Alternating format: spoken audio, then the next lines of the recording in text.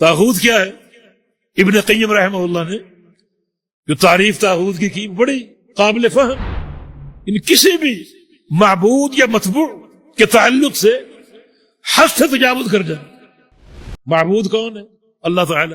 آپ کسی شخصیت کو، کسی پتھر کو، حجر کو، شجر کو معبود مان لیں، یہ تجاوز حد ہے، یہ طغیان ہے. سیلاب کو طغیانی بولتے ہیں، دریا میں طغیانی. یعنی جو پانی کا جو ایک لیول، جو ایک حد ہے، اس سے اوپر جا چکے، یہ طغیانی. کسی بھی شخصیت کی ایک حد ہے، اس حد سے بڑھانا یہ طغیانی اور طاغوت ہے. معبود کون ہے؟ اللہ تعالی. اس کے علاوہ کسی کو معبود مانو گے، کسی قبر والے کو، کسی زندہ کو، کسی مردہ کو، کسی نبی کو، ولی کو، فرشتہ کو، یہ طغیانی. اب حد سے بڑھ گئے، اس شخصیت کو آپ نے حد سے بڑھا دیا.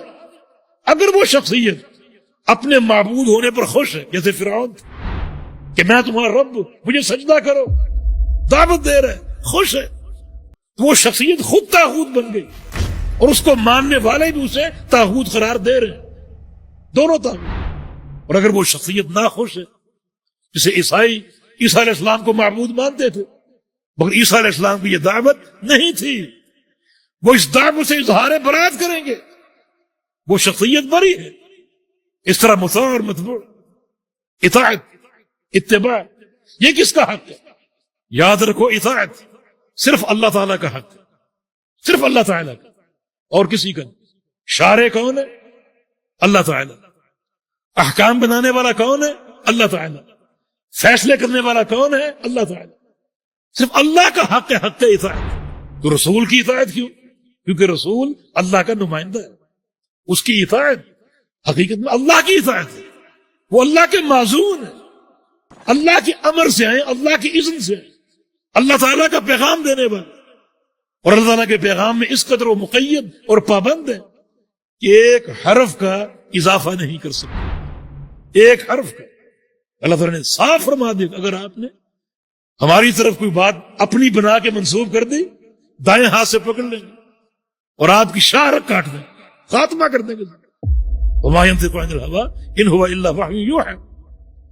تو اطاعت کا حق صرف اللہ رب العزت کا، اللہ کے رسول کا، اس لیے کہ وہ اللہ کے نمائندے ہیں.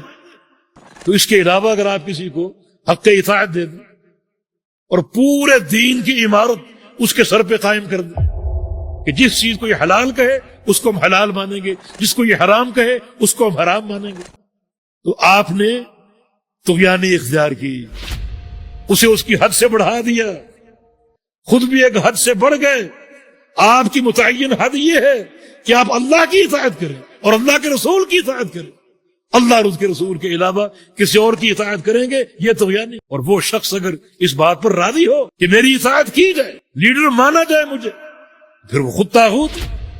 لیکن وہ شخص اگر اظہار برات کر دے اور صاف کہہ دے اذا صح الحدیث کو مذہبی، لوگوں میری بات مذہب نہیں، میری بات دین نہیں، صحیح حدیث میرا مذہب ہے، صحیح حدیث میرا مذہب ہے، مانا وہ بری ہے.